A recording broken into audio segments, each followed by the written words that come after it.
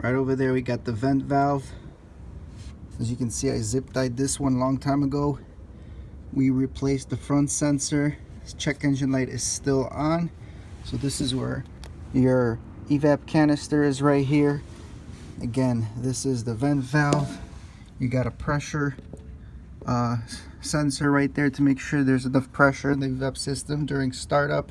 But we got a new vent valve and we're going to replace it. So essentially, a couple hoses here.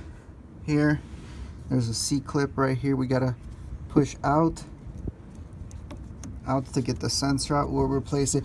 Pretty easy to install and uninstall. We are right here by the rear wheel. If you follow the subframe right above it, this is the location right there. So I'm going to go ahead and take this off. So it's legit 2 hoses, guys, 2 hoses. And this sensor, here's that clip I told you about. You just got to push it out. This is the old sensor right here. This is the replacement one from China. This one was actually about, I believe, around $40 here on eBay. Link is going to be in the description below. And aesthetically, they look pretty much the same. And again, the reason these goes bad, either they don't seal properly, most likely the seal is not holding, and when the system goes to pressurize itself, it just doesn't hold pressure, and it can lead to a check engine light.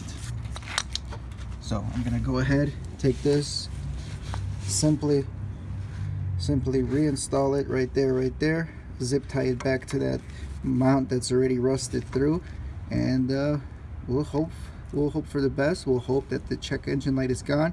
Emissions are due, guys. And now we got this sensor replaced and the EVAP solenoid in the front of the engine replaced. So if there's another check engine light for EVAP, it's either going to mean that this EVAP canister is bad, or maybe this pressure sensor is not doing its job properly and not reading properly. But yeah, we might also have a tear in the hose somewhere in the EVAP system as well, and the best way to find that is to smog the system, which we are not going to do, and I have never done that. But again, hopefully this solves my problem. So there it is, guys, everything is installed. Simple job. These jacks here, I elevated the car, I can get in here no problem. And moment of truth, start her up, see what happens. And again, guys, this is the Hyundai Accent, but the Kia Rios and a lot of other Hyundai Kia products have the same problem.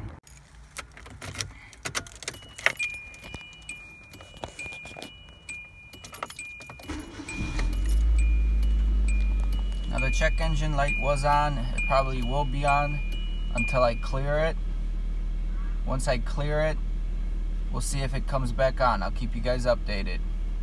Alright guys, so this is the sensor that's right behind the intake manifold, right over there. That's your EVAP solenoid that you have to replace. Again, pretty easy to replace, but just you don't have a lot of room right here behind the map sensor here. So again, these are the 2 most common problems on these style of vehicles, or in any vehicle essentially. There's always something that recirculates exhaust gases into the combustion chamber to be burnt, and this is what controls it. And then the vent valve vents to atmosphere excessive gas pressure in the lines, in the fuel lines. If you're having problems tanking up and the fuel pump is clicking on and it won't let you pump up, this vent valve is most likely your problem. It's either stuck open or it's stuck closed in a position and it won't let you tank up. But I'll let you guys know in the upcoming days, but that should fix all the problems we've been having emission wise with this vehicle.